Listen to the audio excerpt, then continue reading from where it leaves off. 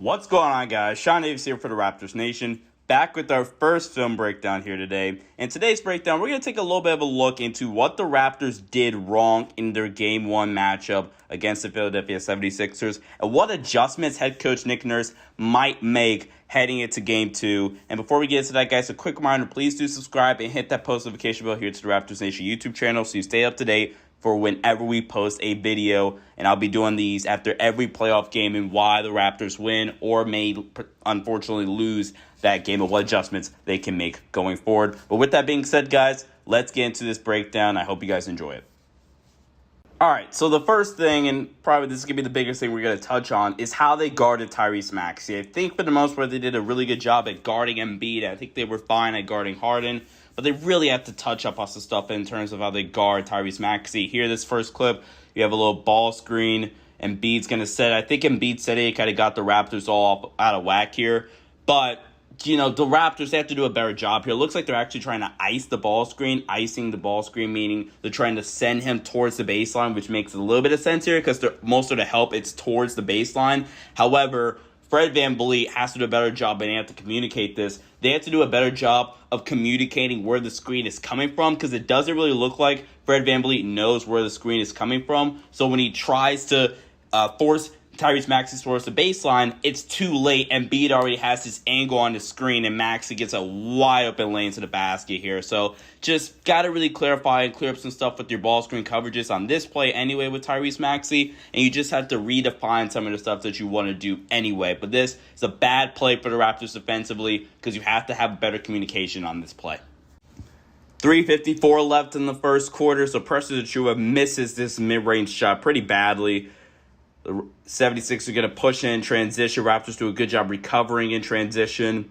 Now, you get that switch. This is a halfway decent possession until Harden takes a step back. And look, as we see here, the Raptors off-ball defenders, they are too far off of Tyrese Maxey here. And they are too much over-committing and overloading the floor for James Harden. I get it, James Harden is a dynamic player.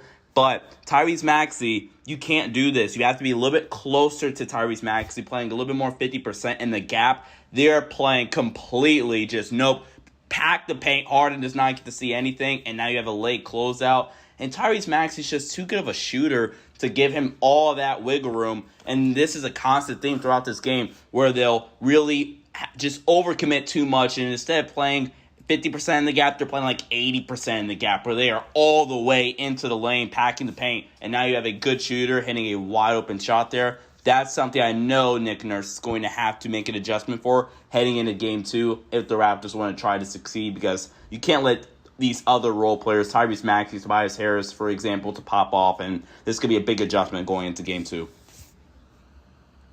Later on in the second quarter, again, very similar to the last clip, Gary Trent Jr., he misses that three-point attempt. The 76ers, they sprint out and transition a little bit. Harden, he starts to attack Scotty Barnes. Scotty Barnes does a good job defending this. You get Embiid in the post. Now, they're obviously sending a lot of help at Joel Embiid there. But after the drive by Tobias Harris, okay, well, first of all, part of this is the closeout has to be a little bit better on Tobias Harris. But Fred VanVleet completely dives and tries to plug that gap because Tobias Harris gets that drive from the baseline, driving middle. So now Tyrese Maxey gets a wide open three, and you just cannot afford to really help one pass away on a good shooter like Tyrese Maxey. And again, I get it. Gary Trent Jr. maybe don't fly out there to the perimeter, have a little bit more of a controlled closeout there. But still, Fred VanVleet, you cannot just dive down like that. You have to trust that Gary Trent Jr., your backline help can recover and not allow an easy layup. Because you want to just fly down there and try to take away the middle drive and plug that gap. Again, I think that's Siakam who plugs the middle well there. So if Tobias Harris does get by Gary Trent Jr., he has to go through another body. Now you give up a wide open three to Tyrese Maxey. These plays can't happen. And again, I'm sure Nick Nurse is going to make this adjustment. Final clip here, going back to the first quarter for the time being. Maxey sets a ball screen, trying to get this switch. Maxey attacks. He pitches it right back to Harden, who gets a ball screen from Joel Embiid. And again, Pascal Siakam, he just overcommits. It comes too far into the lane where he should be about halfway. into the lanes where he can maybe stunt at Harden coming off this ball screen and attacking, but still have enough length to get back out to the corner, This is just a bad or just a off play here that the Raptors, again, they have to make this adjustment because the 76ers, got a lot of wide open threes based off of plays like this, and that's why I really focused on this play throughout this breakdown, or these types of plays, because the Raptors, they really have to fix this. They have to stop overcommitting into the lane, and because now they're not able to close out on shooters. So Nick Nurse is going to have a tall task heading into Game 2.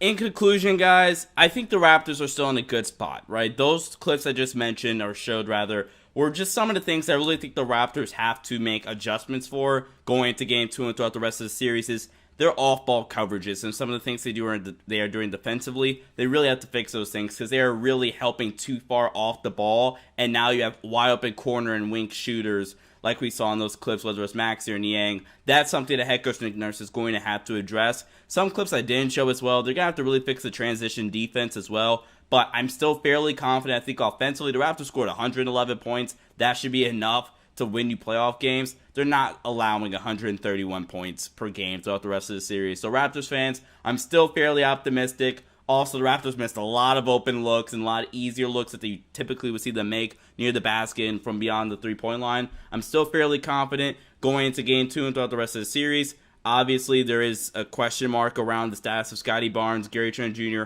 and Thaddeus Young going forward. But if everybody's healthy, I still feel fairly confident going through the rest of the series, knowing Nick Nurse is our head coach and how I know he'll make adjustments going forward. But Raptors Nation, comment down below. How confident are you guys in this series going forward? Are you at all really worried about the adjustments, or if Nick Nurse will make adjustments going forward? Comment down below your thoughts and leave a like and hit that post notification bell so you never miss a new Raptors Nation video. Sean Davis here. Stay safe. I'll see you guys next time. Peace out.